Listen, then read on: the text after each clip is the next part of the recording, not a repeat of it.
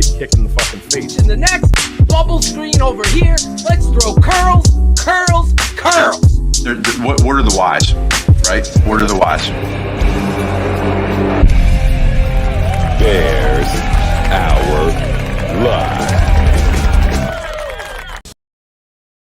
Here is what the Tape Never Lies Network means to me. Now, there's a lot of sites out there, a lot of fan sites and all that stuff, but there are few, if any, that matches the knowledge, the wisdom, and the charisma of the Tape Never Lies Network. It is what I rely upon each and every week to find out what's going on with our Chicago Bears.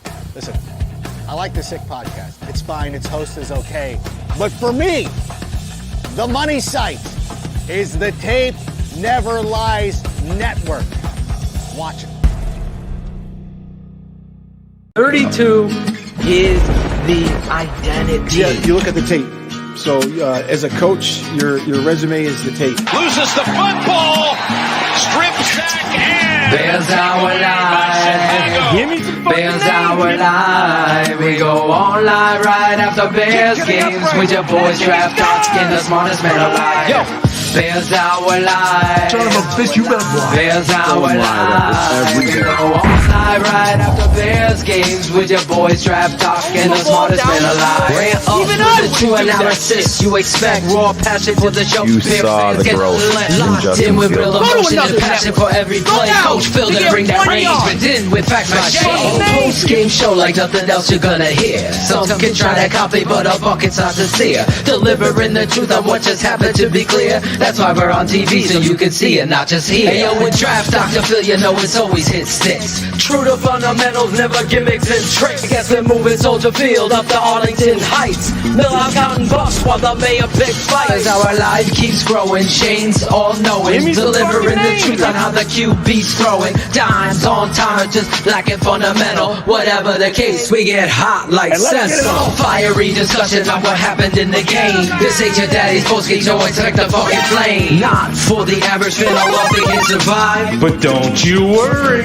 Bears Hour Live. Bears our life. Bears our life. We go on Let him sit his ass there again. I don't think we're that much worse. the myth, the Red Legend, Dr. Phil Otoshan. This is football, baby. Culture is the problem. Let's get it on. Little The smartest things. man alive. Bears our Give me some life. fucking Bears names. our Son of a life. bitch, you better Bears block. our life. That's what happens. We go That's when on you have a live real right good team. after Bears And let's games get it with on. your boys draft talk and the smartest. Give me some fucking names. This is Bears Hour Live. I'll give you some fucking names. Justin Fields. That's right. Hey, preseason's over. Cut down day coming up. Real football just around the corner. 9/11/22. Bears took a step tonight, ladies and gentlemen. Welcome to BHL. It's fun to watch.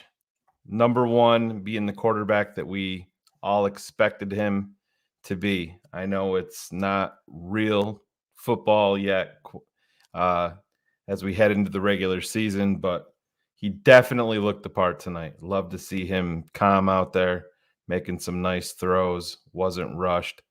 Offensive line bounced back a little bit after a horrendous first drive. But you guys want to listen to me. Let's get it over to our guy, DDP, as we wrap up preseason game number 3. Bears 3-0, heading into week 1 versus San Francisco. So, DDP, let's do this. It's rant time. Yo, on the point, on the top of the show, the place you come for all things Chicago Bears, BHL. We're back, and the Chicago Bears offense found its heartbeat, and it's no coincidence that first drive of this tonight, setting the tone, you saw a little lack of toughness from the offensive line. And as Shane said during the halftime show, I was right with him. on our patron side, the wonder, are they going to fire out and really set the tone here? And then that second drive occurs, and you see the dynamic ability of Justin Fields. All the haters, everything about the penicillin of running the football and being strong up front. You know, this game is the greatest game for a reason. And it goes back to the days of Hallis, and it stays true every single time. If you can win the line of scrimmage, then I don't give a shit if you're the world champion Rams. I don't even know where they're living right now.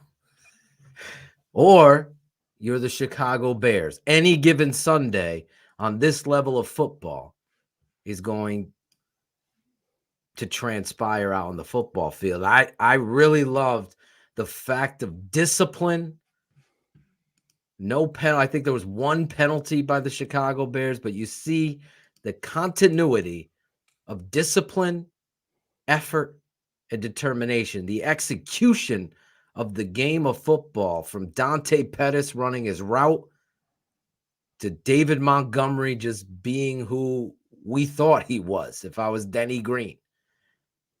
The reality is this football team has a lot of different pieces to a puzzle that's yet to be completed. But however, the thing that gets teams over the top, the no-name teams, the teams that come out of nowhere to show who they are, they find their identity because their coach has a forward-thinking understanding about the game of football and not about plays. The plays come.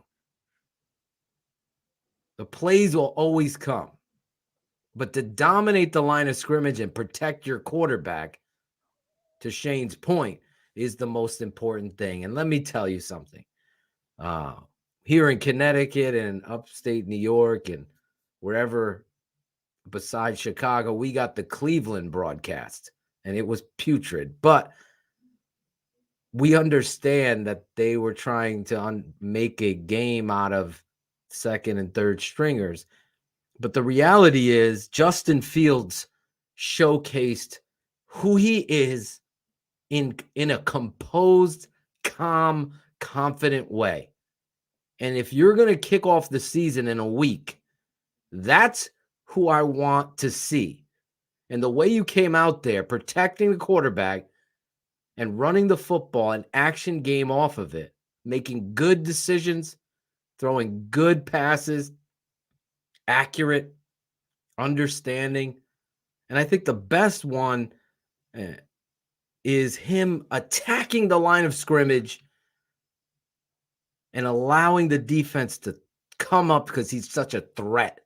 And he hits Cole Kmet alone in the end zone. There's not many quarterbacks that can do that. What you might think is a simple play, this understanding of confidence and building an offensive philosophy around this. We got a fullback, we got a running back, we got a tight end, and we got Darnell Mooney and guys that are going to step up in between. We have yet to see Pringle and some of these other guys on offense. So how this team is going to be considered by the national narrative, they have no fucking clue. None. Because just like every year, every team, this has happened historically, can go to last place in their division to first place in their division. Teams that were on the cusp of the first round pick all of a sudden are playoff contenders. This happens all the time. And what you removed in Matt Nagy is like a tumor in the brain of football. And I kid you not. Now all of a sudden you're free from ridiculousness. Situational football was such a disappointment. Now we're seeing growth each and every week. And Justin Fields and this football team showing you this energy, the loafs, and we're going to get into it. But I think the story of this game is the first half performance. 3 touchdowns, Justin Fields, and I was surprised David Montgomery was out there, but oh boy, I'm telling you, David Montgomery looks like a goddamn Adonis out there. Like, he looks like a bigger human being. And if you get a stronger, bigger David Montgomery, defenders, as you could see tonight, are going to be a little tired in the third and fourth quarter, Shane. So with that being said, there's a lot of things to get you ready for football, but to go out there and perform the way you did, working through preseason practices and getting to this third preseason game and seeing a coach identify the importance of playing one half of football. Imagine if you didn't play that. You don't see the confidence. Now, I know us in Connecticut got to hear Joe Thomas, and there was 2 things he said that I took away that were great. A, the third preseason game is about building confidence to get you ready for that first kickoff and get your mind right, because it's a mental game. And he's right. The Chicago Bears and their offense should feel great going home on that plane. And the second thing is Justin Fields is going to be a force to be reckoned with. You can keep sleeping on him, Dan Orlovsky and company, and flip-flop tomorrow. But I'm telling you today, I saw the growth of what he's put in the offseason, getting himself prepared for the regular season. And with that, Shane, is my rant tonight. You're on mute, but it's just a great showcase of how important coaching is. I've always said it at the old network. I got laughed at.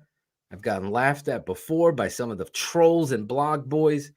But really, Eberflus, his plan, and the identity they have found, that, to me, has set the tone for the season. It really is. And I know it's only the third preseason game, but I think this is what you're going to be seeing from the Chicago Bears. It ain't going to get fucking PFF all excited and hot, but it's certainly going to get us excited and hot, because it's about moving the chains and making plays down the football field after it.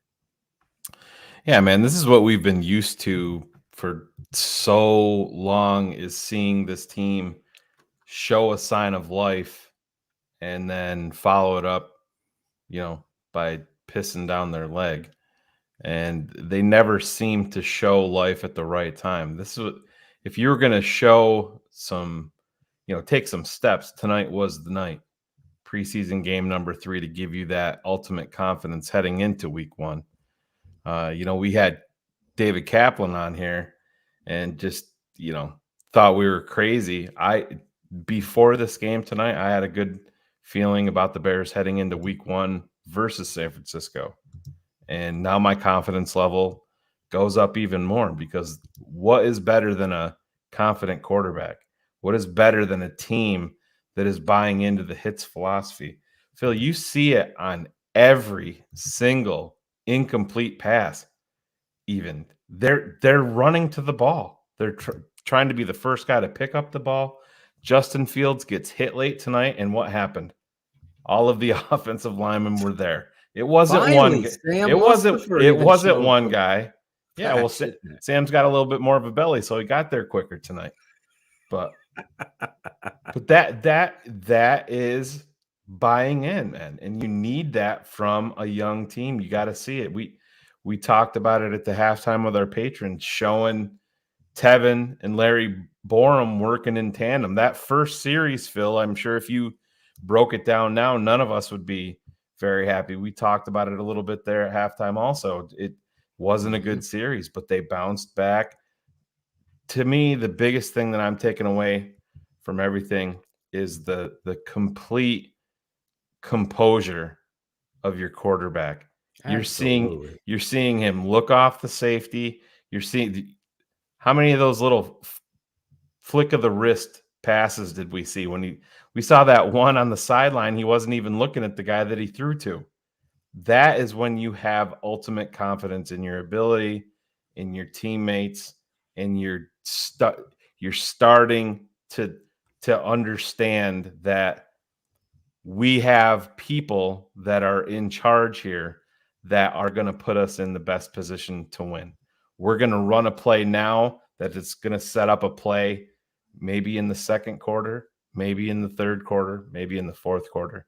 We don't have an asshole there just hitting buttons on a, Xbox controller like Matt Nagy was so often. So tonight was a step. Now you have to follow it up. And it's going to be very exciting because the cut down day is next, Phil. And I know I don't want to get off of the game too quickly here, but I think that there's going to be a lot of action. I think there's going to be trades. I think there's going to be 4 to 5 waiver claims. I really do. I think that Ryan Poles, I think this only adds to it. I really do. I think that a rising tide, rises all ships. I probably butchered that quote, but when you're quarterback, you got to raise the buoy. Yeah, there you go. But when your quarterback starts to have confidence and you're as talented as Justin Fields is, then that's what makes Dante Pettis become a better player. That takes Darnell Mooney from excellent to a Pro Bowler. That's what takes. Yeah, that's what takes. That's what takes Cole Kmet from 60 receptions to 75 receptions and 8 to 10 touchdowns. Just because of the quarterback and having the confidence there and having the equal confidence in your coaching staff that's going to put you in a proper position to win.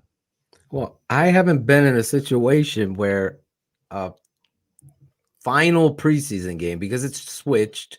They've also added 17 games to a season, so they've switched the preseason games down to 3. So in a final preseason game, the culture and strategy of setting the tone for the season is going to be different with staffs. We saw in our past Nagy and others bubble wrap these players and treat them like they're the fucking world champions going into a season. Like everybody knows, nobody knows.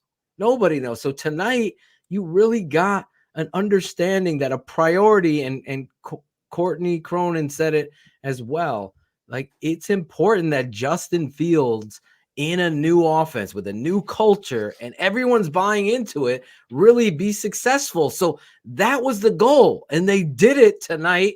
And that's where you got to be excited about opening day, because who the fuck are the 49ers with Trey Lance? They got just as many questions.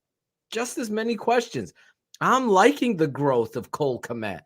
I already know the reality of David Montgomery and Darnell Mooney. I know those two players are going to come in and be the truth.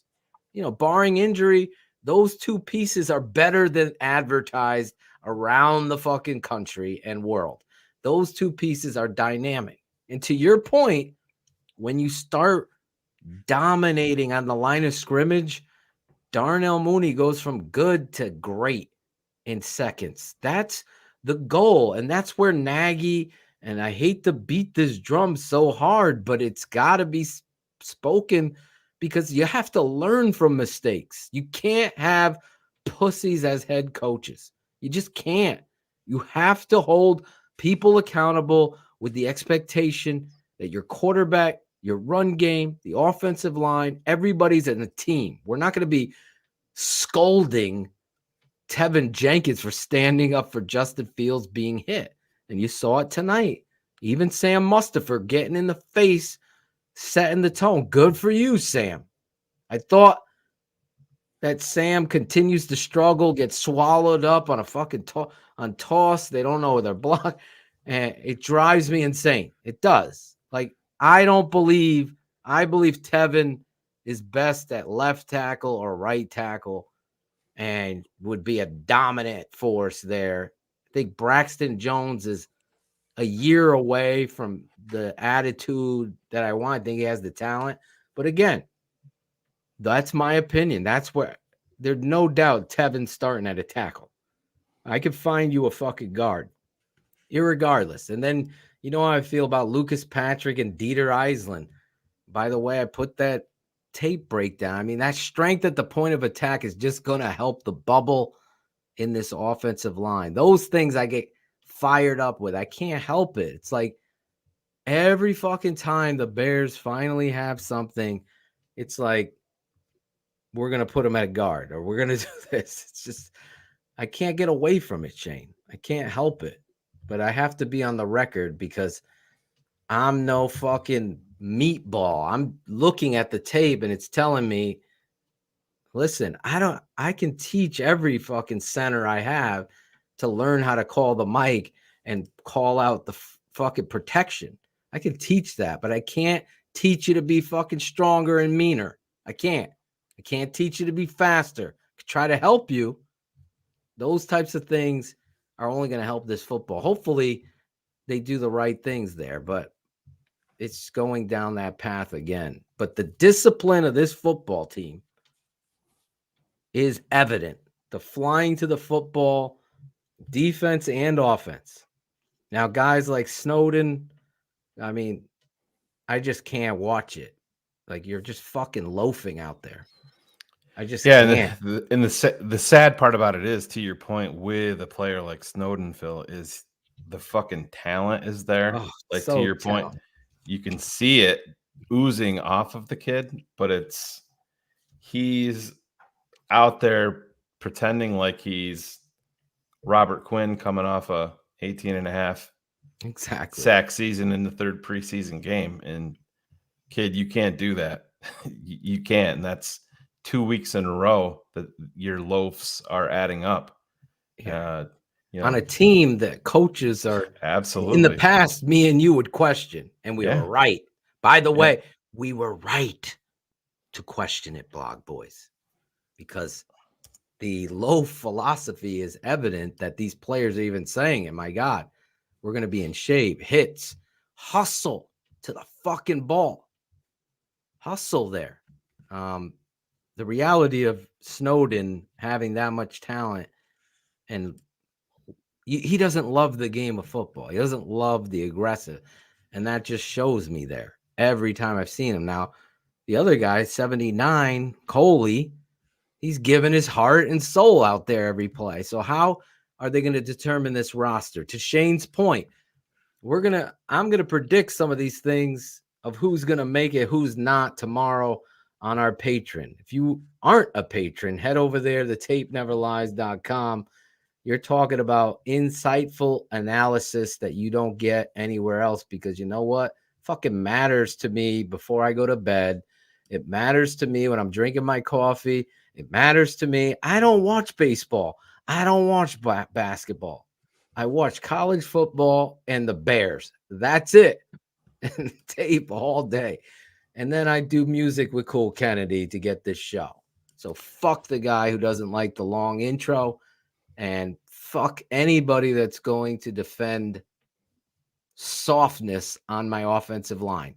I'm finally starting to see guys like Larry Mayer take their lunchbox and throw it at the fucking wall and say, enough is a fucking enough.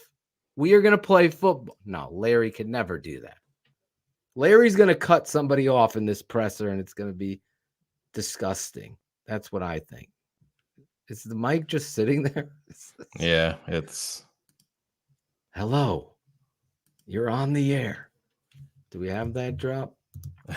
You did it. You made it. I don't think we have it. There's hope. There's hope, guys. Gary Williams was right. There is hope. And there's no hope for this mic just sitting there. I guess Coach Eberflus. There is no more club dub, Shane. Thank God. Have you noticed that? Oh, yeah. And there's no more bullshit when it comes. I mean, if you didn't get to see the breakdown of Dieter Eisland as well as some other things that I snuck in there, I showed you a play where I wanted to see Justin Fields off action. He's got perfect protection. Step up. You got the shallow cross, got the flare, and you got the wide receiver in the slot running a skinny post and coming to the in. and he doesn't step up. Okay, Tonight he good stepped evening. up. I want to start out by thanking the players, for the whole preseason. That's I as thought it loud was, as they get it. we took some That's good as steps, loud as it'll go. trying to lay a foundation here with how we want to play, and I thought they did. He that. looks The first game three-dimensional was- in my was- screen right was now. Okay, the second game was a little bit better. I Coach thought this game was a E little bit in better. 3D.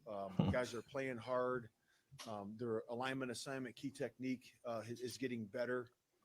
The intensity, which we play. Alignment, assignment, key technique is getting better. Always be mindful of the football we're doing. This is a head coach. So far, and we got to do a better job. You never heard that. Got to review the tape.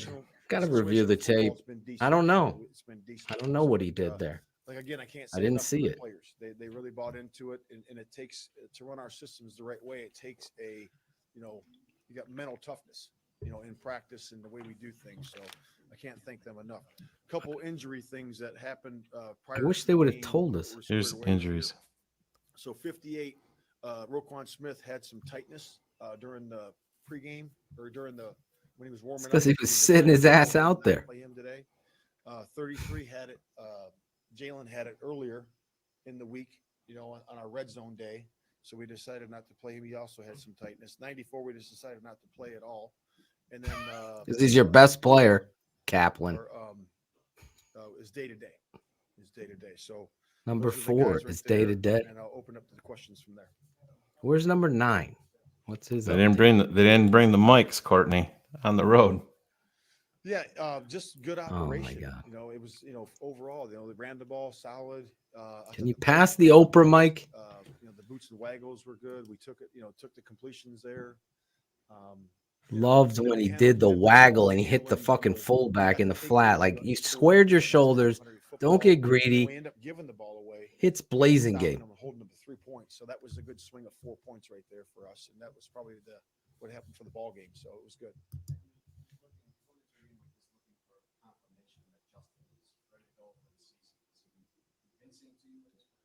Yeah, I just think he's getting better. He's just getting better. He's, like I said the other day, he's a young player. He needs experience. And I think this was game-like experience for him that he needed to have. And he took a big step forward, for him. That's true. I'm glad he said something like that. He did need to have it. Operating the offense and doing his thing. Exactly. And I thought he did. Don't kowtow to anybody. Give a fuck if it's a first round pick or not. No, I mean, I sleep good every night. I would say that it's really about I wish I could sleep good every night, Coach. What's the preparation? So we're making our cut downs and trimming up our roster, and then we'll get that transition day. We'll clean up this game. We have Smash the fucking like button. We have a Also, long way to go to get ready. if you want to fucking hear Coach talk, go to bears.com and listen to him. Shane and I are here to comment on the coach with you. If we see a good question or something, I'll throw that up there. But I saw one guy getting honest. That's all speculation. I wouldn't know how to do that. So it's just, what you see on tape, what he's executing, how he's doing during practice. Like I said, a lot of times you so tape matters more than stats. Oh. Reps, but this was a good step. Sorry.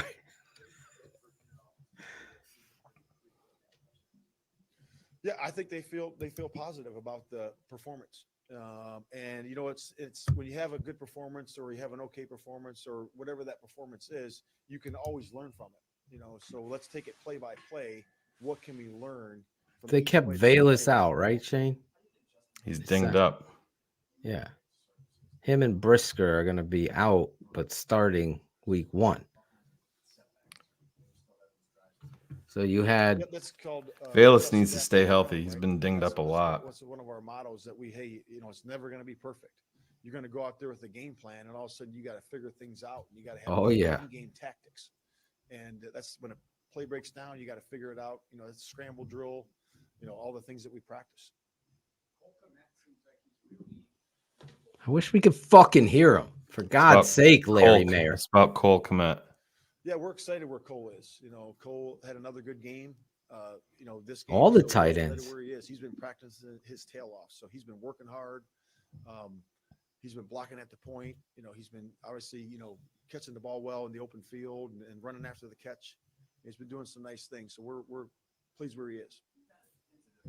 Imagine always having. Tell him, Preston. Imagine always having the The wise. reporter just said big plays are nice. Come on. He's getting I'm not better. kidding. You know, that's one of the parts he's getting better at. You know, that's really about his footwork, right? Nagy's You're cousin. working on that, you know, timing of his feet with his throws, and he's getting Big plays are every nice. day.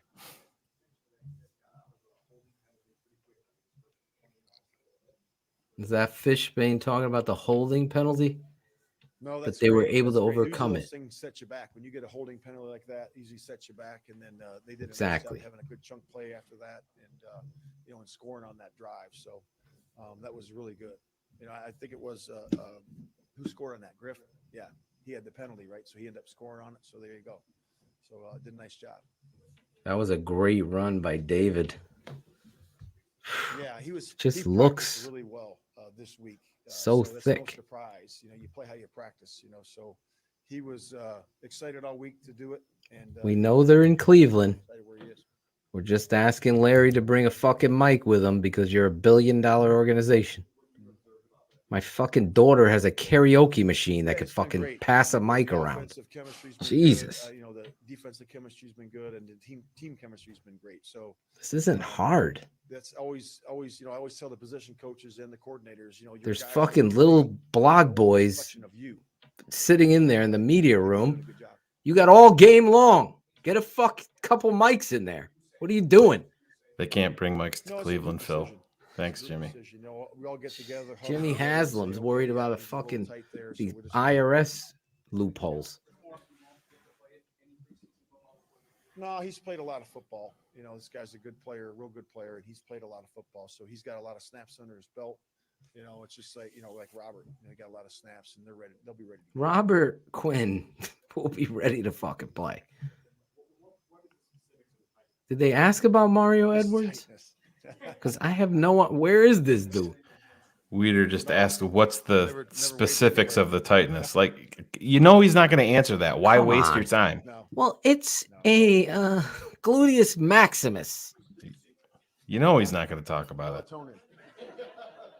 Oh, melatonin's a secret. I better fucking start doing it.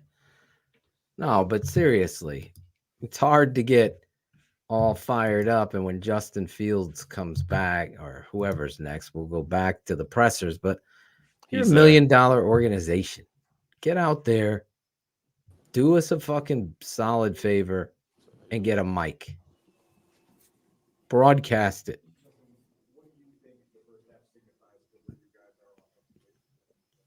What do you think the first half signifies? Continually getting better. You know, each and every day, I'm just kind of building off the. He's Audio 3 is feet horrible. from the mic, and you can't hear him. So guess what? This is the Bears website. Turn it up. Fucking worried about what time it is there. We know that we're gonna run into adversity, so it was really good by the guys, the O-line, the receivers, running backs, just to show that, you know, we can get past that penalty, you know, keep the drive going. Always good to build momentum, especially now that the regular season's 2 weeks away. Yeah. You feel like you gained some confidence tonight? Yeah, for sure. You know, this week was kind of like a mock game week, like a mock game in the Exactly. They took the approach. You know, just come. It was a game, and you went out there and you played solid football. Now you're good.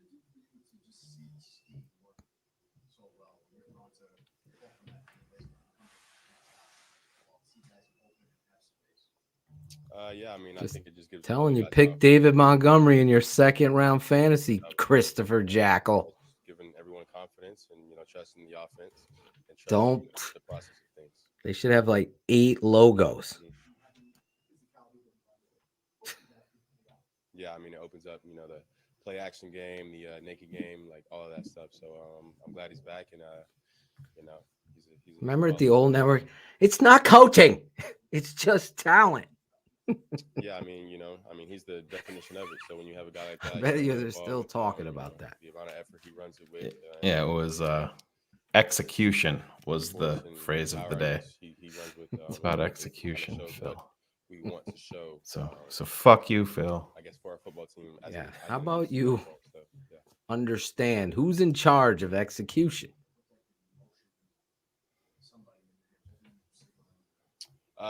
Did I say $1 million or did I say $1 billion, Vody? Vody the Great. Yeah, but I'll say $5.8 billion on top of whatever the Browns are worth. Corner to fall off.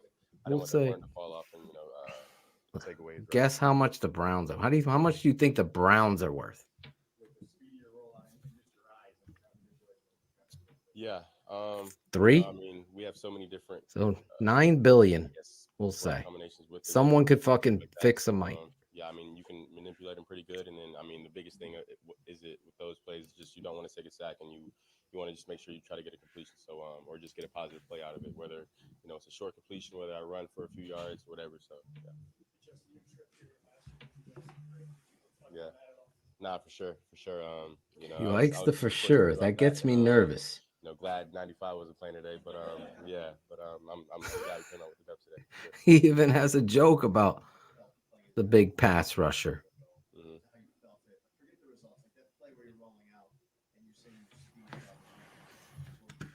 Yeah, the Bears are 5.8 billion according to Forbes, and as you're saying, so much. Whereas we just the chat is flying, so I try to save you. Outcomes that may happen on Peter Strackerer, however we say it, it's gonna be worth upwards of 9 billion, maybe 10 with a new stadium. We all know what the Bears mean. Well, at least we do. ESPN doesn't. I know. Hopefully, it doesn't have to be that egregious next time. Didn't call it. So yeah. Some games just feel different. Like every one of your throws just seem like it was on the money. You get that feeling right out of the In a day and age, let me just say this again.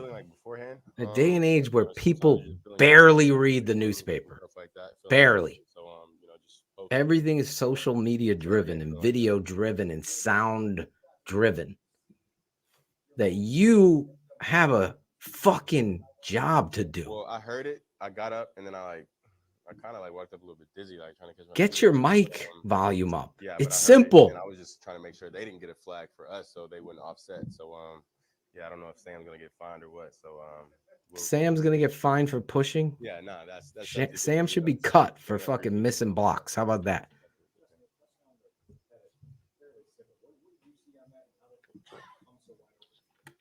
Yeah, just one high zone, kind of a one-on-one matchup. The only other defender was the underneath flat defender under them, so pretty much one-on-one. I think corner had a little bit inside leverage, so he stayed patient on his route, and of course ran a good route. He's a great route runner. Probably one of the talk about Dante Pettis. He executed the route perfectly and threw a good ball to the end zone. Do we need to hear this anymore, Shane? I can't hear you. Now your mic's with Larry. I'm looking around for different feeds that are better, but they don't exist. Great job in scramble drill. Just running the right routes at the right depth and stuff like that. So again, just protection wise. There's only got to be a question or two left anyway. That'll open everything up with play action and our boot plays.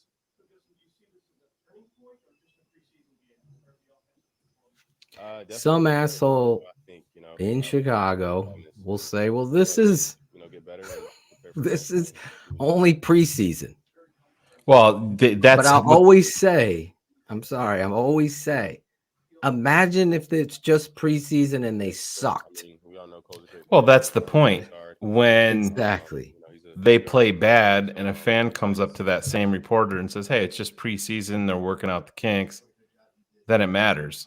And now they're going to turn the tables and say, well, he had a fantastic game, but let's be honest. Don't forget, Clowney and Myles Garrett, Denzel Ward. Obviously, those are big parts of what they're doing. Bears had starters out too. Everyone's made a big deal about Roquan. Did he play? The Bears' best player, Robert Quinn, didn't play. Yeah, we're about to see. Yeah, for sure. For sure. He says for sure a lot, man. It must be a Midwest thing. Longer than they have been here, so I feel like I've built great relationships with all of them, and it's gonna be tough to see some of them go for sure. But for sure, I have no doubt in my mind that they'll. Dude, the kid Fink, he can't fucking drop that ball, bro. But they're all great football players. Yeah. And they all work hard. Oh my God. I thought the defender snuck his finger in there, tipped it a little bit. Did they? We never got a replay with the Cleveland. No, I think he tipped it. I'll be interested to watch that one over. I mean, I think he's really mature. That's me sticking up for a Notre Dame kid. I mean, but he's married, right? He's married, so family man for sure. I mean, and he's a freak athlete. So, I mean, he's fast. He has like 5-6% body fat or something like that. So he lives in the Midwest, guys, for sure. Has changed his comment. I go to the fucking South. I start talking Southern. I'm like, my wife's like, will you stop? I'm like, how y'all doing? So it rubs off on you. Then when I went to Hofstra, everybody talks like they're on the corner. Like, I definitely feel like I have a better connection with, more guys on the team. This is the longest fucking presser ever. Rotating. I think that's for sure of that. Bring out to Phil, you're from Connecticut. Knowing, who is going to be the starting three out there where, in practice you're throwing for sure and stuff like that. So I feel like I've, Can we get a for sure fucking swag? How about that, Alex Acevedo? Instead of working on Claudio's 11.5. Well, we need a logos for days t-shirt, Acevedo. For sure. Number one, for sure. Underneath it. I love it. Get it out tonight. For sure. Hashtag that shit up. Zolo's got it. For sure. For sure. And then you could just fill it in. Dan Orlovsky's an asshole. For sure. Sure. For sure. Every time I just get asked this question. Louis Riddick is terrible. For sure. Ted Phillips should be gone. For sure. I didn't, but I'm gonna try to go to the Ohio State Notre Dame game next weekend. So I'm excited for that. And Shane says it's gonna be a blowout. It will be. Ohio State at least by 14. That's my prediction. So. He's saying it too. I don't know if Cole's gonna go. We'll see. Is Cole gonna go? For sure. He better go. For sure. There you go. For sure. That was interesting. We always have a lot of fun. If you're looking for no fun, go somewhere else. But we for sure need a Justin Fields is our quarterback for sure. I want to wear that shirt for sure. But some positives tonight, obviously, is the offense and where I was surprised David Montgomery was out there. But you know what? Do you want to listen to Sam Mustapher? No. Well, in case you don't know my name, my mama named me Rufus. That's not. He's got a good voice. He does. Sam. I was happy David got his feet underneath him and honestly looks like an Adonis out there. Yeah, that one cut that he had was impressive as hell. A lot of guys would have left their knees behind the line of scrimmage, and he's good, man. He's looking good. Then you got a lot of good things out there. The tight ends. I'm excited about the route running of the tight ends. Cole Kmet looks like there's just a weight lifted off of his back. And we're seeing the guy that we thought we had, our guy from Connecticut, Griffin.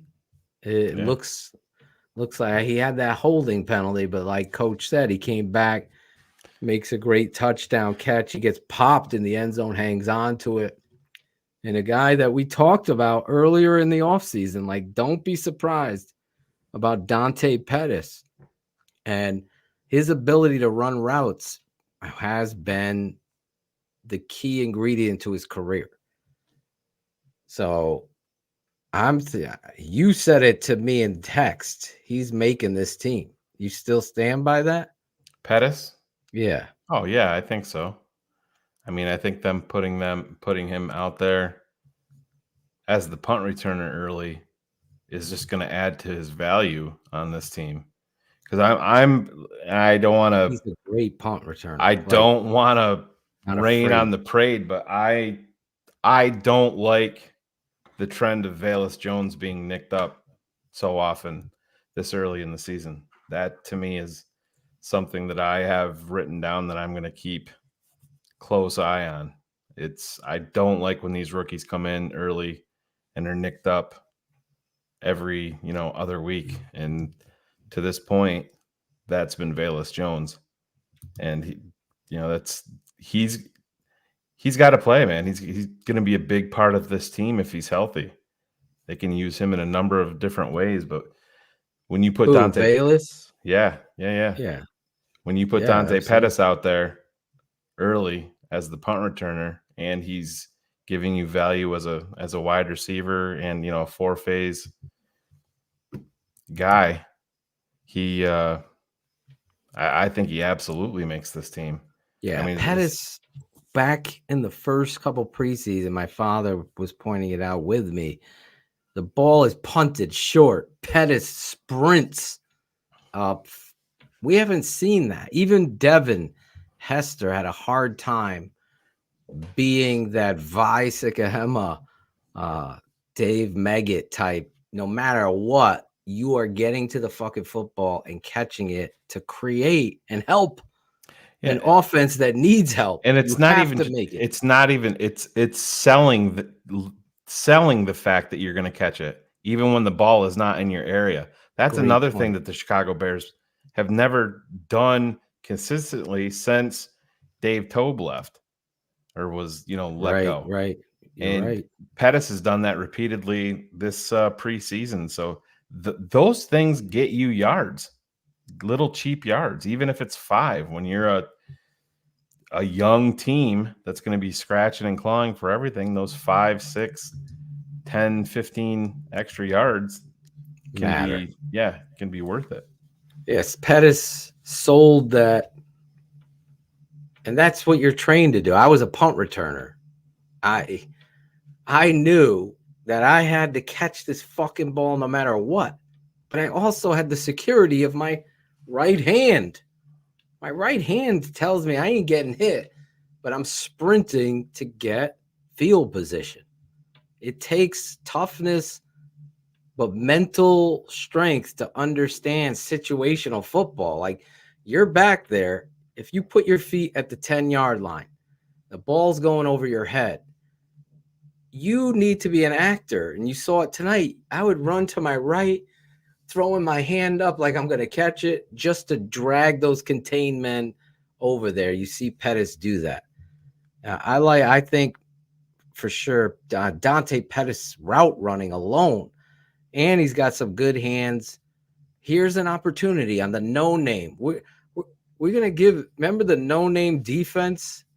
I'm looking at the Chicago Bears. It's like the no-name team, like nameless. That's going to be their moniker. You're nameless. We're fucking together as one. It's us against the narrative.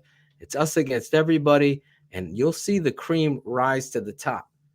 I thought other guy that we've defended on this network has continued to shine, and that's Kendall Vildor. Here he is on a screen, reading it, coming up, playing aggressive football on the boundary. This guy has taken a lot of hits, but I think this philosophy in the hits, philosophy in this scheme is going to be the perfect remedy for him. I thought he played a really good game on first look in watching. I thought he was going to get that pick. Oh, it was close. Yeah. It was close. The other guy, I don't think Kamara is making this team. I saw somebody. Sam Kamara will be on this team, Andy Spencer. What do you think, Shane? I don't see him making it. I don't know. He had a sack, and he missed the sack, but that's not the reason why. They got to keep some of these guys unless they're going to go waiver wire. They're going to waiver wire. Yeah. Charles Snowden is gone. So the Gates kid. The Gates kid I like a lot. Yeah.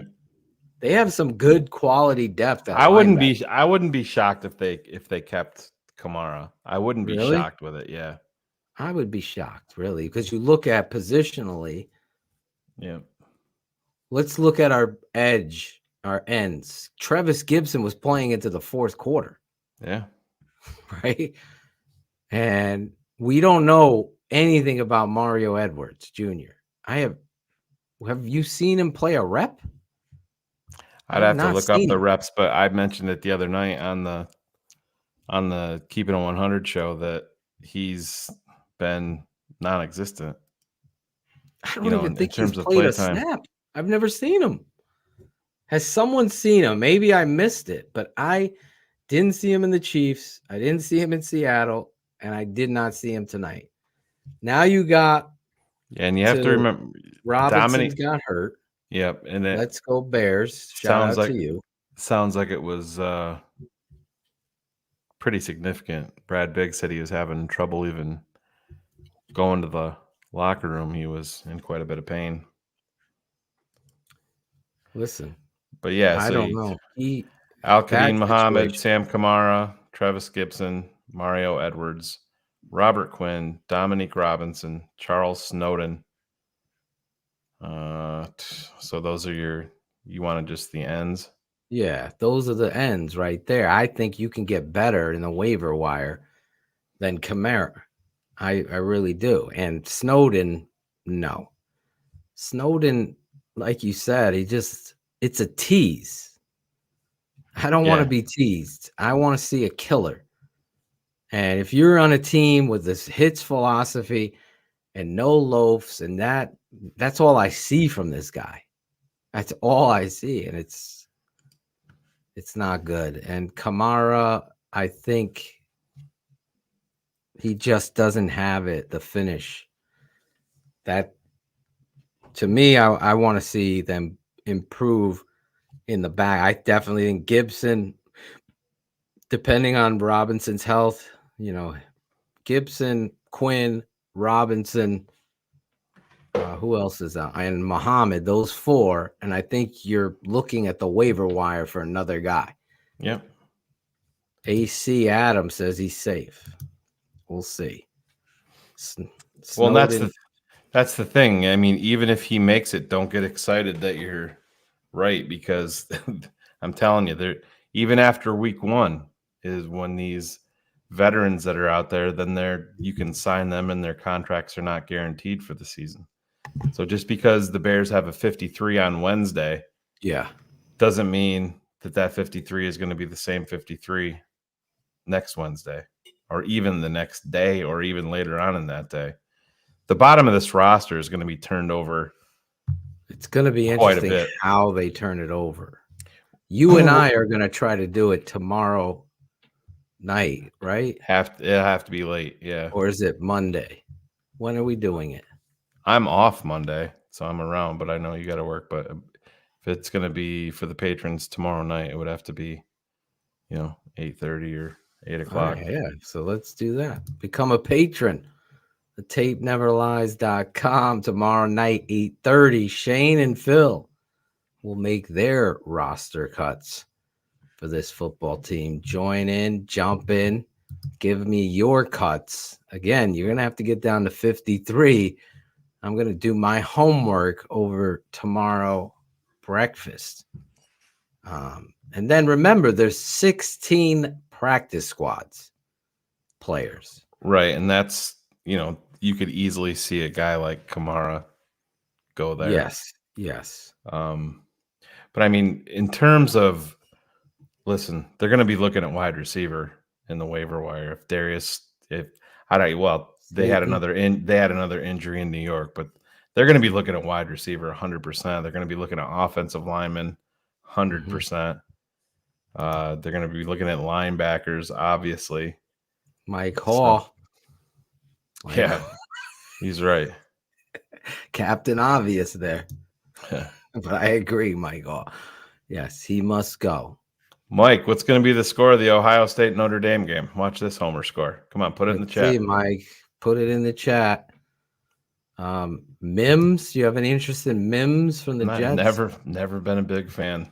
Never been. Denzel Mims. I know some people that we used to work with were pounding the table and screaming, saying that he could be a first-round pick, or the Bears should have taken him in round 2.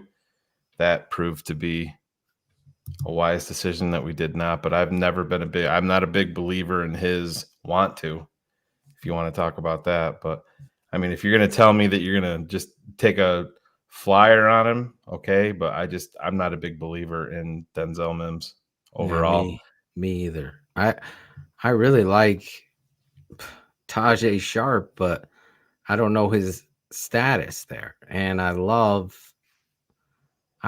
Dante Pettis is somebody that does the dirty things smoothly. That to me is, I believe, the punt return and the security of that, as well as what he's able to do as a receiver. He's on this roster.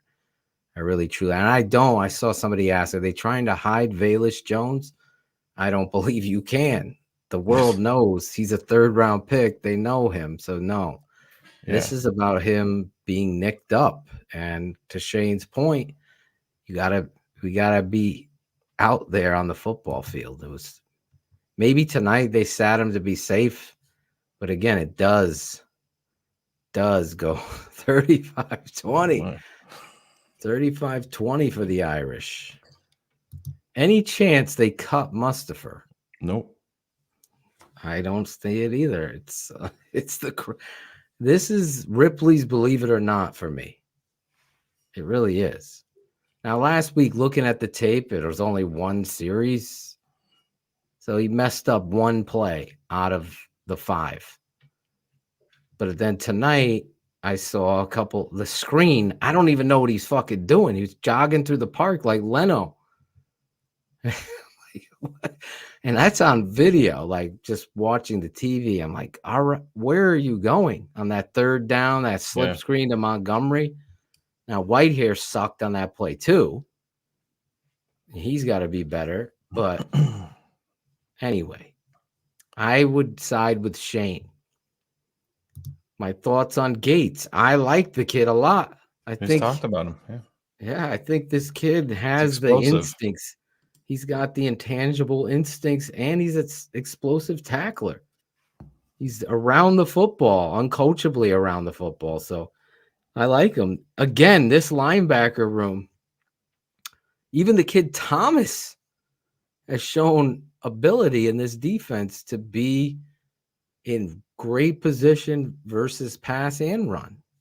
We have our resident Bears nerd has made a bold prediction. A prediction. He sees no way, or he tweeted out, I just don't know how Isaiah Coulter doesn't make this team. What?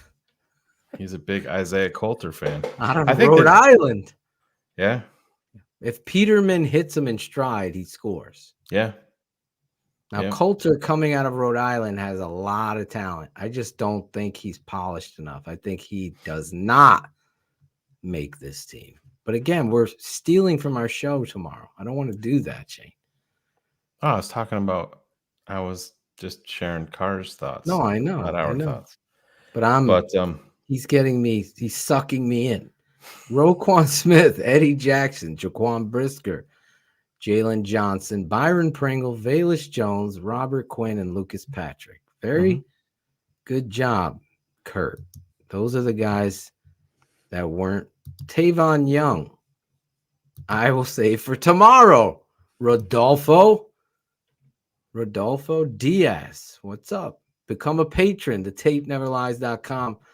Shane's team to my team tomorrow. Talk about, just real quick, Phil, for some of the guys that are debating whether or not to be patrons, share some of the shows that they're going to be having access to if you are a TTNL patron. I think it is important. I had a great conversation with Jim Larison today, and he had some great ideas and certain things that we do at the network. But the shows that you will see, X's with the O's, will be every Saturday, breaking down the offensive line, the defense, and whatever critical, necessary things need to be spoken about with the tape. That would be me and my dad and sometimes some guests, whether it be former Bear Steve Edwards, Olin Kreutz, and a bunch of other players and coaches jumping on to break down the tape with us. X's with the O's. You also have Cars Keys, which is a new show, and the reviews have been outstanding and stellar. We're taking a more analytical look. Like the tape in that show is like a stool where he's reaching up to get the coffee mugs like I have to because I'm short.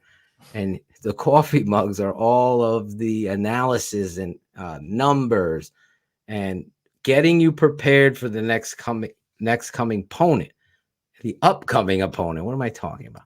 The upcoming opponent. And Shane and Cars doing a tremendous job breaking down that.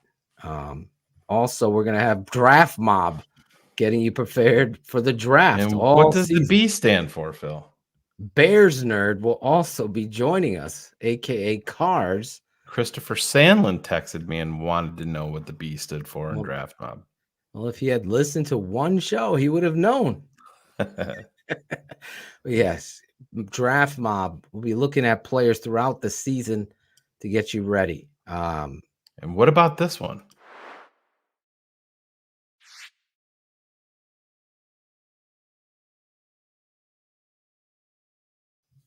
Yes, former Bears quarterback Eric Kramer will be on the network. He's going to be focusing on Justin Fields and breaking him down from a quarterback's eye. And me and Eric will be live breaking those down. 3 or 4 plays that Eric deems necessary to look at the growth or look at the problems with the guy. And I think that'll be great for you. Also, you're going to have Draft Dr. Phil's The Tape Never Lies series, the series that started it all, breaking down the tape. On our normal channel, you'll get like 3 minutes, and then the rest will all go on the patron side, as well as these, like I did today, the new DDP tape appetizers, where we're just going to take a look at something 2-3 minutes, maybe 5, depending on how good it is. And we're going to look at it from that perspective. And you'll have access to all of that, as well as pop-up shows, Shane.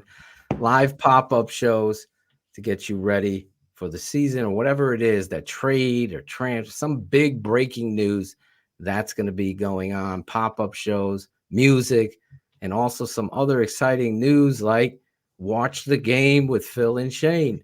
All of that kind of stuff will be going on if you're a patron. Tonight, the Chicago Bears defeated the Cleveland Browns. They're undefeated in the preseason. It's usually not a great sign for regular season if you're talking about stats, but yeah, it doesn't matter. No, they finished the way they needed to finish. I'm not worried about records, stuff like that. The best case scenario tonight heading into this game was Justin Fields is doing exactly what he did.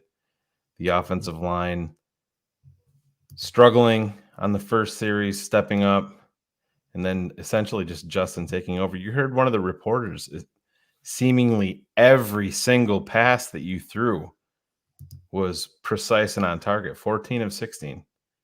And I mean, do you remember the incomplete passes? No. That's usually a pretty good sign. So, but now it's all about continuing on. Now you've built your base, and now you take the next step.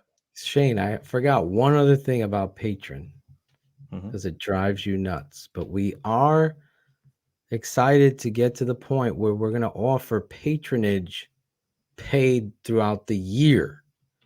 So you could just pay one fee at a discounted price, and you'll be set for the year. So you doesn't have to be.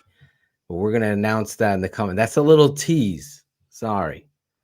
That we're getting to, that people can, you don't have to pay $7 a month. You could pay at a lower rate, and you're locked in for the season. I got to do what I got to do. But to answer your question, I don't remember an incomplete pass tonight. So that's going to be interesting to see. the way the Sam Mustipher thing, I want to answer this, and I'll talk more about it tomorrow on the show. Shane and Phil make the 53 prediction show, whatever we're calling it. Sam Mustipher making the team puts Dieter Eisland in kind of a box. You follow me? So, like, if I'm the GM, I look at it through the tape and I see what Sam does or whatever he is. I don't get it. Like, I seriously, like, I didn't get Charles Leno. Do not get Sam Mustipher. It's not a shot. I was hoping Sam would grow. I don't think he's gotten better. Do you?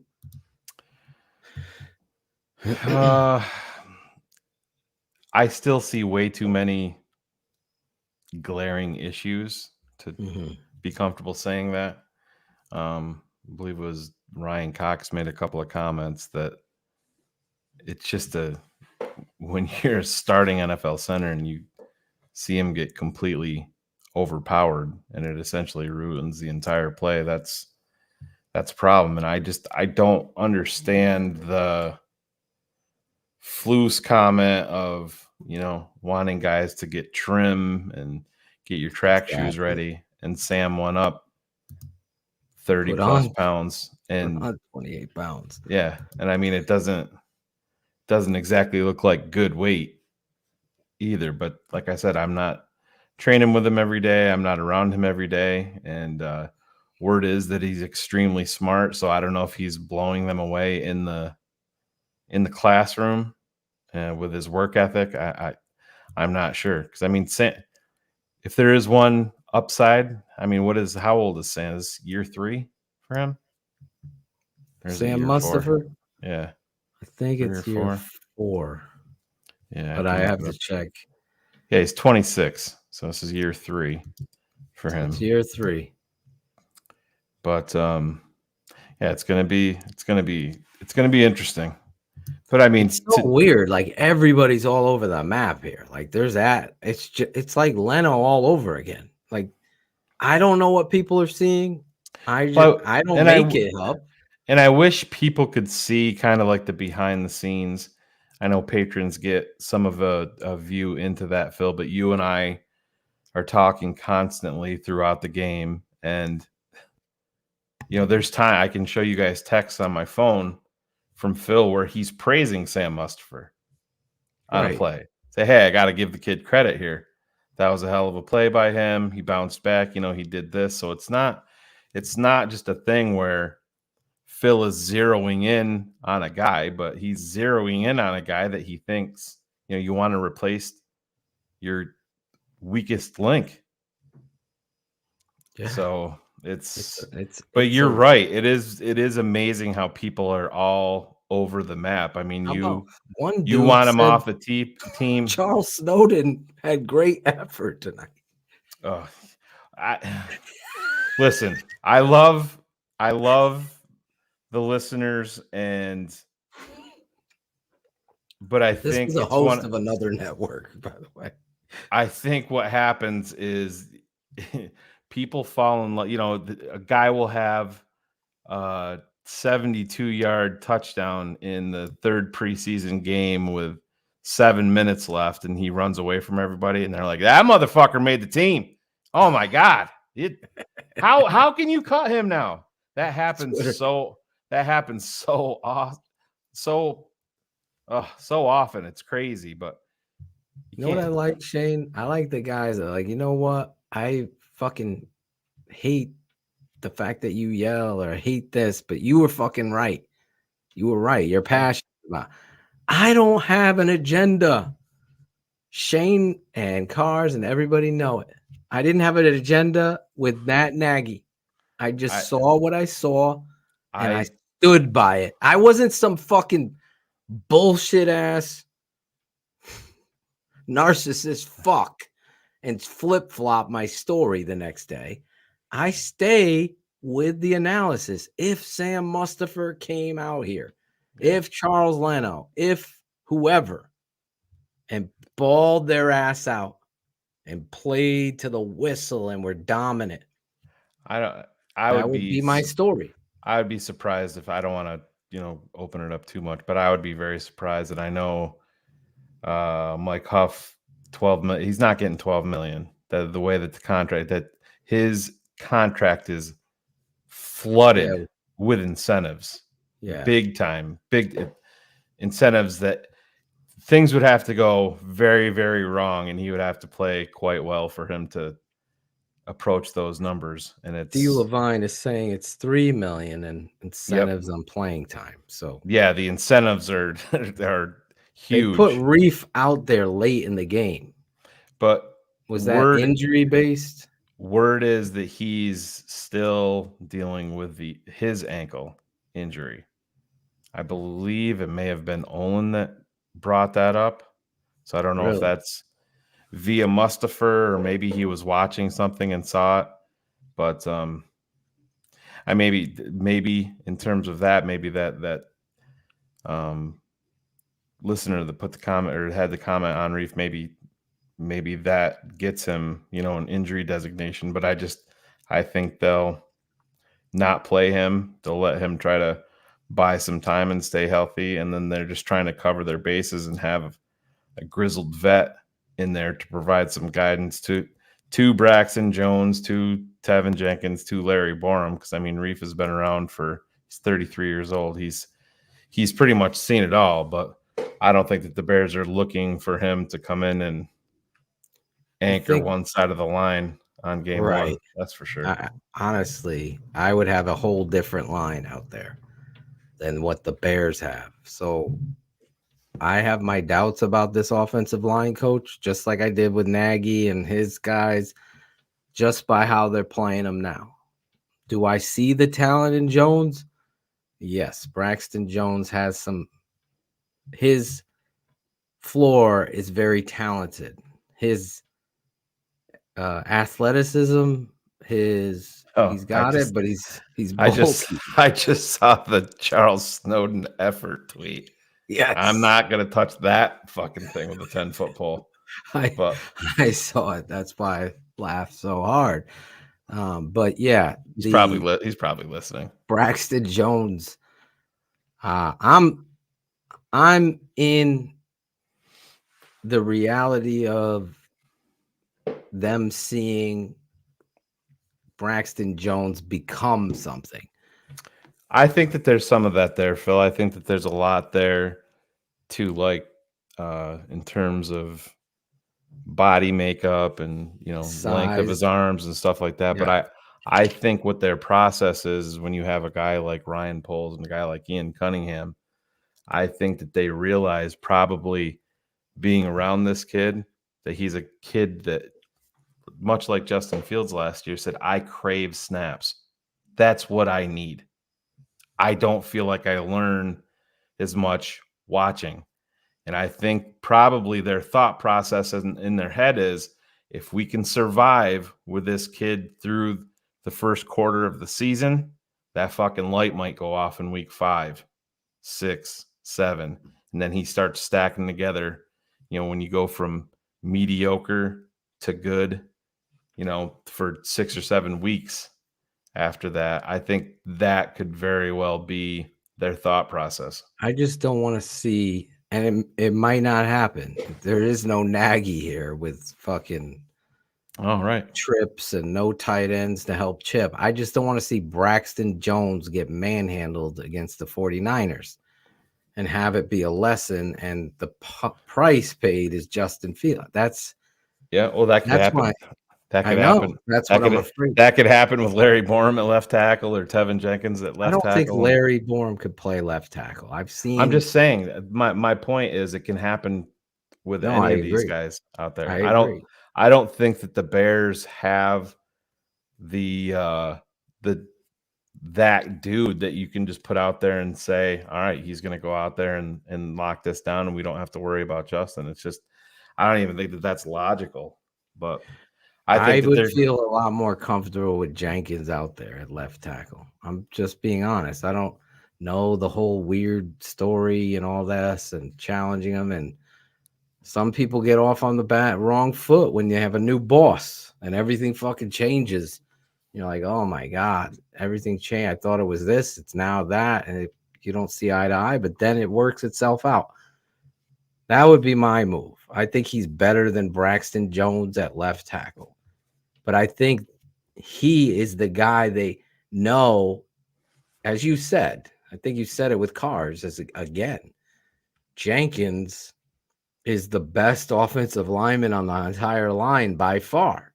Yeah, he's the most talented, and it's not close.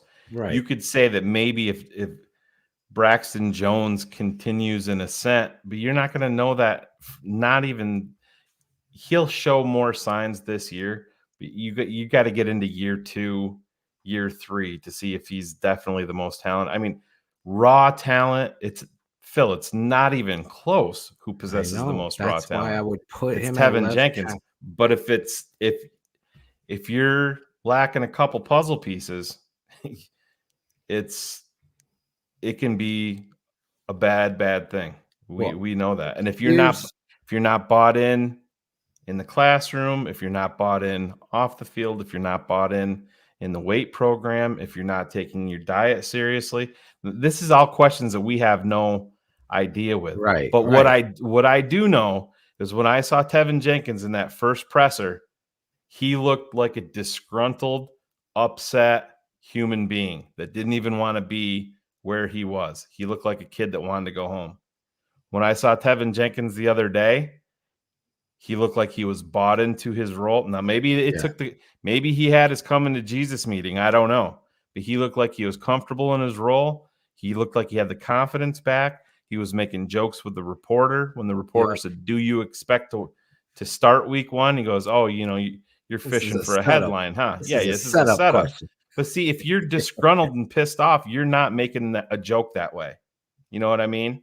So mentally, if Tevin Jenkins is bought in, and his is the same way as Braxton Jones, I look at the same way. I think he's a guy that's going to go out there. I think every snap he takes at guard, he's going to become a better guard. So I think this offensive line is going to be a much different offensive line in week 5, week 6 than it is in week 1, 2, and 3. I'll just say that. It's going to be interesting. I pray to the God of skinny punks. If you know what movie that's from, I'll be impressed in the chat. Oh, come on. How do you not know? Lucas Patrick. Did you tell me where the gym is? I pray that Lucas Patrick is starting at center, and then you go from there. Again, I will stand on my mountain alone if it must. Thank you, Andrew and Jeremy. That is correct. The God of skinny punks, Tommy Boy. And we need to see this offense. We're seeing the attitude adjustment. We're seeing execution, and I'm seeing the fundamentals being taught. That is a great starting point to start your season. I just don't like the personnel and where it's placed. So I hope Lucas Patrick is back. He's your center. And then we'll talk about that tomorrow and how I hope Dieter Eisland makes this football team. What will I think tomorrow? I hope you become a patron. I think Dieter's going to be on the practice squad, as much as I hate to say it. I will save my opinion for tomorrow. There's some other things that I want real quick before we wrap up tonight. The final week of preseason, 3 games, and the season. Now we got to wait 2 weeks, Shane. Yeah, that's September an amazingly 11th. long wait. But it's not going to feel quite as long now because now we got college football is back, so that's gonna Northwestern pulling a win against Nebraska. UConn covered the spread. They went up to Utah State. Matt Nagy coaching Nebraska. Oh my God.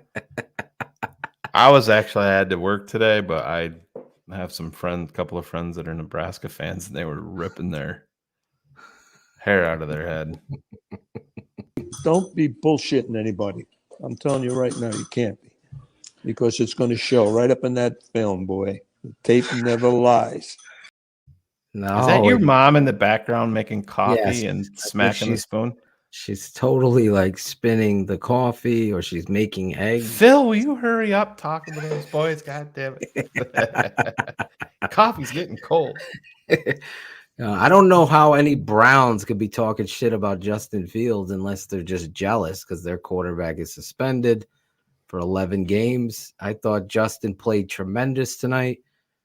I thought David Montgomery is just get him in the second. I see Chris Jackal finally fucking showed up, even though he ain't doing shit. He was at a party. He was getting he was getting his jackal on. That is also a new show. They'll kick off Tuesday. This one? Very good, guys. Have a beautiful day. I know I will.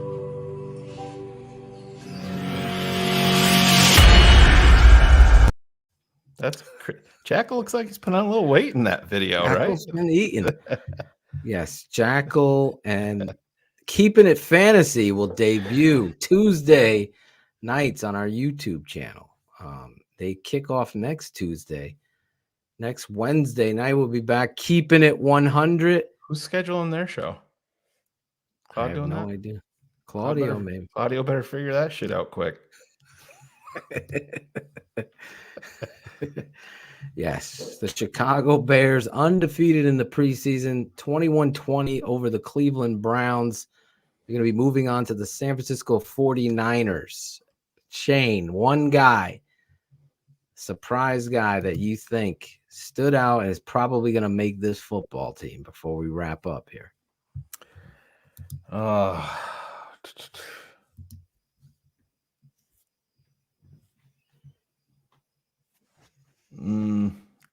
think it would have to be Gates. I think Gates. he's in. He's in. Gates is in, Shane says. Wow. That is a good choice. Actually, no, that wouldn't be my number one. That wouldn't be my No? number one. And I don't think it's that much of a surprise. Trayvon Coley. I talked about it at the halftime show with the patrons. Sometimes these guys, hey, they're not going to come in and be all pros, stuff like that. But sometimes just a change of scenery helps these guys. They get into year 5, year 6, right in that range. Things start to click. You get in a system that you're comfortable with. It happened with Akeem Hicks. Akeem Hicks was in New Orleans, got traded to New England, left New England as a free agent, came to Chicago. The light came on, and Coley has had a flash play every single game this preseason. And he's getting penetration. Yeah. Son, George is opening. Just like Cars after that show, man. He's famous. Good call. I'm going with Pettis. Yeah. I feel like he cemented himself consistently, and it's because I think some people need to change the scenery. I feel like he fits what Eberflus and what Coach Getsy wants in a football player. And he attacked this preseason. It was an after, market signing, kind of just a name that people knew, a former high round pick. And now he could be really showcasing himself on game days, being that number 3 or 4 wide receiver. That's how much I really believe in his ability to fit, as well as the consistency and the fearlessness in punt return game. So those are our 2 guys tonight. Smash the like button. Coley had 3 sacks this preseason. Look at that. Coley had more sacks than Eddie Goldman had. The retired Eddie Goldman. The retired Eddie Goldman. Smash the like button. Know that right after 49ers Bears, we're going to be live right here. What is my rant going to be? No, we're very economical, my family.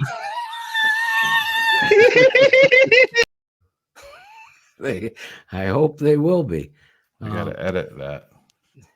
We got to edit. Pure bliss. You know what, guys? That's my phrase. Pure bliss. Yeah. Remember, it came from Angelo. Yeah. I love how he coughs. Angelo Joe Marino. Yes, we will be pure bliss, hopefully, right after Bears, 49ers. Join us on Keeping It Fantasy and Keeping It 100. Become a patron, thetapeneverlies.com. I guarantee it's going to be the best money you've spent.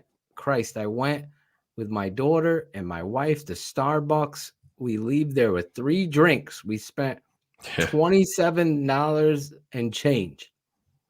I think the price of admission that we put into our coverage and everything we do here stands for itself. I think a lot of patrons have spoken and told people, but really, truly, at the end of the day, patronage is supporting the hard work, and you recognize that.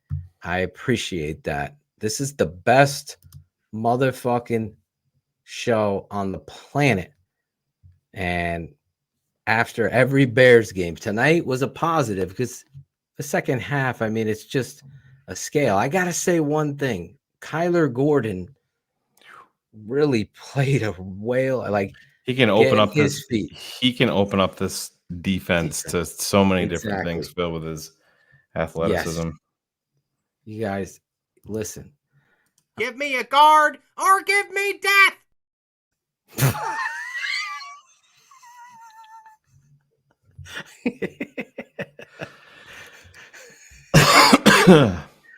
Maybe the worst drop ever. Worst drop award ever goes out to Alan Bratcher. Do you want to tell the story behind it or no? I can. Do you want me to drive the fucking dump truck over top of his skull? Save it for Wednesdays. Keeping it 100. We'll play that drop again and give me a guard or give me death. Oh my God. Talk about Josh Bellamying it. Yeah. But listen, Brisker and Gordon. This is why. All right, I know I said we're going to wrap up. Let me make this last point because I want it on the record before the season starts. We got to get Brett Mailey on, Shane. Maybe Brett could come on Wednesday's show and set the tone for the season. But national media and football analysts all around the country have their conditional names that they know, household names that define what's going to be a good team versus what's going to be a bad team. One injury takes away a whole narrative that they've already written. One stupid moment in a game takes away a whole narrative. The Chicago Bears have a lot of unknowns, right? But the biggest hindrance has been removed. And I talked about it like a decaying tooth. If you leave that in there too long, it takes away every tooth. Got to pull it out. That's Matt Nagy. He's no longer there, but you did the unthinkable. You found a maniacal coach that seems to have his head screwed on right and that understands that I'm the head coach, not the defensive caller. That he understands the importance of finding accountability and keeping accountability. Understands that we're going to set a tone and we're going to build around this kid and we're going to do it fast. We're going to do it and execute appropriately. Now the Bears can change the whole narrative because guys like Brisker, Gordon, Robert Quinn, David Montgomery, Darnell Mooney, Cole Kmet, these guys are considered nobodies. I'm hearing Joe Thomas and the Brown. You know, Bears don't have many good players, but David Montgomery, I would say he's a good player.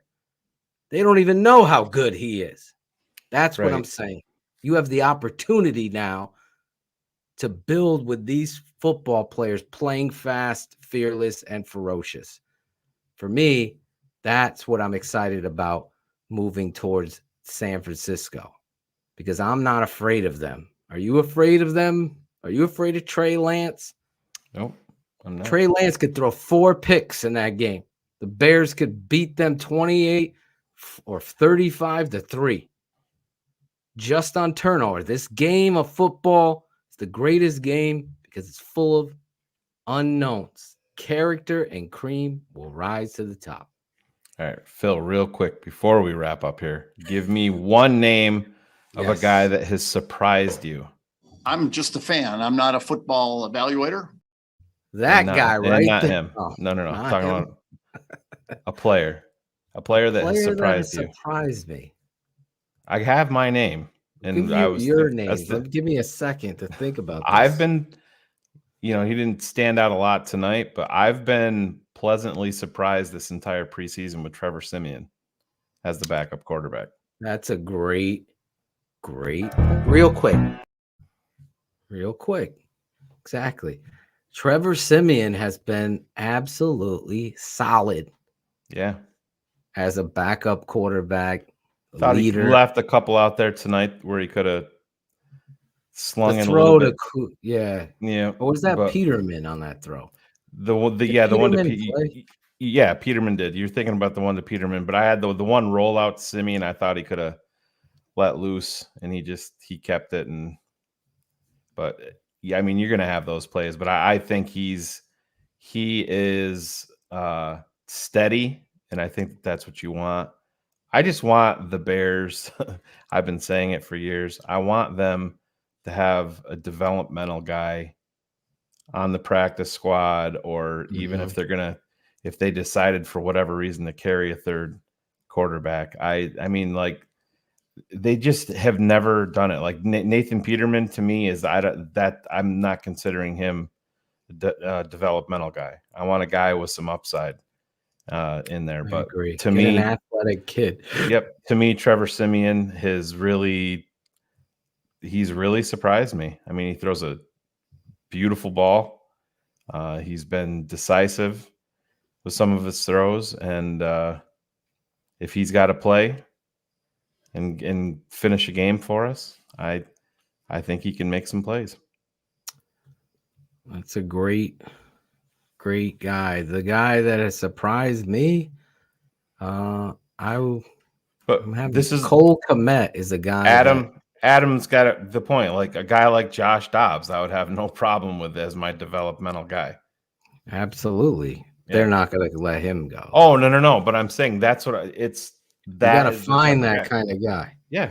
For me, Cole Kmet has risen to a place that I'm seeing right now that I'm surprised that this is the guy that I was hoping, because even in the negligence of Nagy, I felt like Cole played a little soft. He didn't dip his pads. I'm seeing a different, like I said, weight lifted off of Cole. He's running his routes with precision and confidence. He believes in the system, I think, is the biggest part of it. And that's really a huge part. And the players are buying into Coach Eberflus. Maybe the media isn't, but we are as well. I've liked what I've seen in this preseason, and I hope to continue to see the growth there. Nobody's going to break it down any better than we are. I could say that with confidence, just on some of the tweets alone that are being shared with me from you fans, that I won't call anybody out tonight, but I will on Wednesday with their hot, shitty takes for Shane Marshall. Jesse Dom sent me a DM tonight. You had it right first. The first play of the game. All right, I've seen enough of Justin Fields. Like, God. Did he retract that statement? I wrote him back after his second touchdown pass, and I said, "Boy, that didn't seem, a little over anxious at all." And he just wrote back, "Laugh out loud." But that's you can't be reactionary. You can't be reactionary with one fucking play when you don't know what the play was. But it is what it is. We've all been guilty of that. Anyway, we will be back. 49ers, Bears. Smash. Do me a favor. Smash the like button. You're running. You're fucking gassers. Don't be that asshole that doesn't touch the line. Run, sprint, touch the line. In this case, smash the like button. We'll be back keeping it 100. Check out the fantasy show on our network, Keeping It Fantasy. Maybe Claudio and Jackal will entertain you. You don't know. Shout out to our guy, Ivan Vargas from TTNL. Absolutely. Much love. Please, I ask all you TTNL heads, send some positive energy towards our brother Ivan and his family as they go through some trials and tribulations with their son, Bo. Please send that out in all seriousness. We love you guys. We love you, Ivan, and your wife. And hashtag Bo Strong.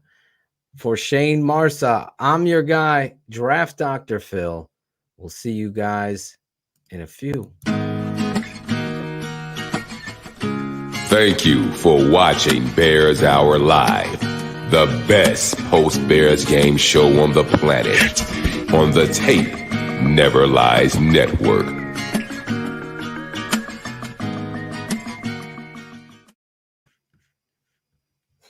Did you hit end or no? Very good, guys. Have a beautiful day. I know I will.